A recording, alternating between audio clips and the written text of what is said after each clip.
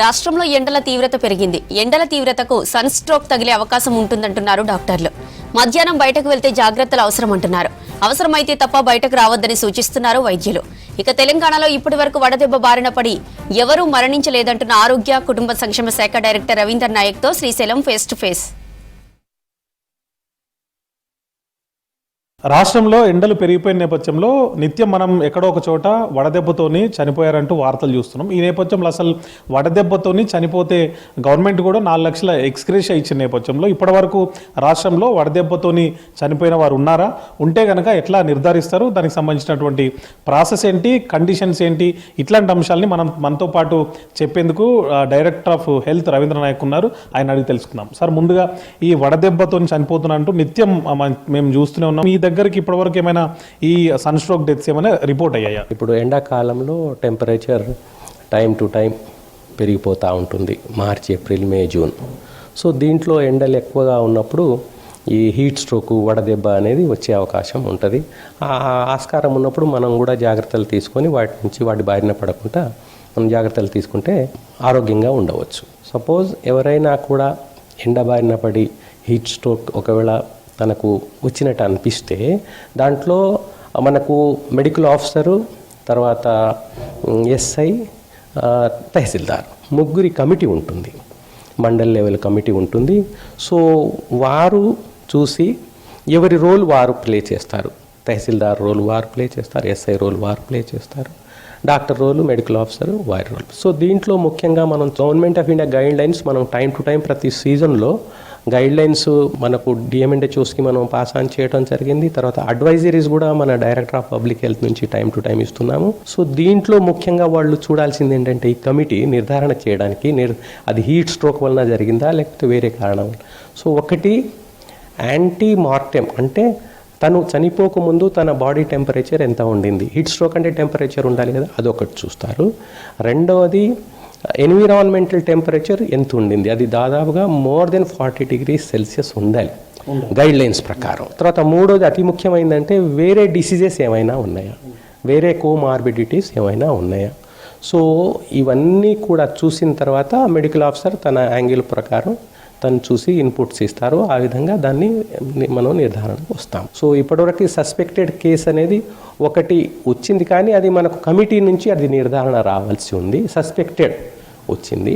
ఏం ప్రాసెస్ ఏముంటుంది ఒకవేళ అతను నిజంగానే సన్ స్ట్రోక్తో చనిపోయిందంటే, ఒకవేళ గవర్నమెంట్ ఇచ్చేటువంటి ఎక్స్గ్రేషియా కూడా అతనికి రావాలంటే ఉండే ప్రాసెస్ ఏంటి, గైడ్ లైన్స్ ఏమున్నాయి? ఒకటి యాంటీ మార్టెం టెంపరేచర్ మనం చూడాలి. రెండవది కోమార్బిడిటీస్ ఏమున్నాయి, వేరే డిసీజెస్ ఏమున్నాయి అది చూడాలి. మూడవది వచ్చి ఎన్విరాన్మెంటల్ టెంపరేచర్ ఏముంది, మోర్ దెన్ 40 degrees Celsius ఉండాలి తప్పనిసరిగా. తర్వాత అన్నిటి తర్వాత మనం పోస్ట్మార్టం కూడా పంపిస్తాము. సో పోస్ట్మార్టం రిపోర్ట్ వచ్చిన తర్వాత అది నిర్ధారణ అయ్యి అప్పుడు డిక్లేర్ చేస్తారు. సార్, ఇప్పుడు జిల్లాల్లో మనం చాలా చోట్ల చూస్తున్నాం 40 degrees పైగానే ఉష్ణోగ్రత కూడా నమోదవుతుంది.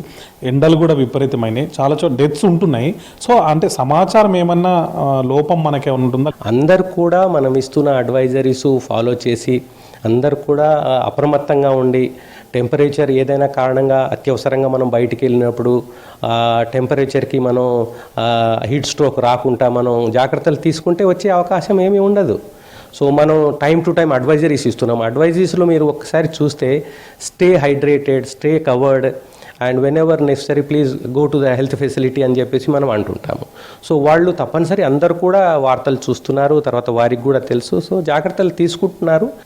జనరల్ డెత్స్ కూడా చాలా ఉంటాయి కదా సార్, సమ్మర్ కాబట్టి. సో వాటిని ఏమైనా దీంట్లో ఏమైనా కౌంట్ చేస్తున్నారు అలా లేదు. అంటే మనకు మనం హీట్ స్ట్రోక్ వలన జరిగితే కమిటీ నిజ నిర్ధారణ, పోస్ట్మార్టం, డాక్టర్స్, గైడ్ లైన్స్ ఇవన్నీ కూడా మనం చూస్తాము. ఎగ్జామిన్ చేసినప్పుడు కమిటీ కూర్చున్నప్పుడు అదంతా ఎగ్జామిన్ చేస్తారండి. సో సస్పెక్టెడ్ డెత్ ఉంటే మిగతా కారణాలు ఏమున్నాయి అనేది చూసి దాని తర్వాత పోస్ట్మార్టం, ఫైనల్గా పోస్ట్మార్టం కూడా చేస్తారు. కాబట్టి దానికి ఇదంతా కూడా చక్కగా ఒక ప్రాసెస్ ప్రకారం, గైడ్ లైన్ ప్రకారం, కమిటీ ప్రకారం చేస్తారు. సన్ స్ట్రోక్ రాకుండా ఉండాలి అంటే, దూరంగా ఉండాలంటే ఏం జాగ్రత్తలు తీసుకోవాలి? యాక్చువల్గా మనం అందరం కూడా ఏదైనా అర్జెంట్ పని ఉన్నప్పుడు మనం బయటకు వెళ్తుంటాం. ఎంత ఎండ ఉన్నా కూడా బయటకు వెళ్తుంటాం. మనం ఫస్ట్ ఆఫ్ ఆల్ ఎండాకాలంలో మనం అతి చక్కగా జాగ్రత్త తీసుకోవాల్సింది ఏంటంటే టైం టు టైం నీళ్లు తాగాలండి. దప్పిక కాకుండా కూడా నీళ్లు తాగాలి.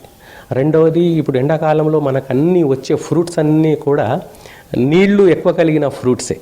సో మనం వాటర్ మెలాన్ కానీ, మస్క్ మెలాన్ కానీ, లేకపోతే సంత్రాలు కానీ, గ్రేప్స్ కానీ ఏదున్నా కూడా మనం ఆ ఫ్రూట్ జ్యూసెస్ ఫ్రెష్గా చేసుకొని మనం తాగొచ్చు. తర్వాత ఇంట్లోనే కనుక మనం ఉంటే చిటికెడు ఉప్పు, చెంచాడు షుగర్ కలుపుకొని మనం ఓఆర్ఎస్ ప్యాకెట్స్ లెక్క, అది సోడియం క్లోరైడ్ అనమాట.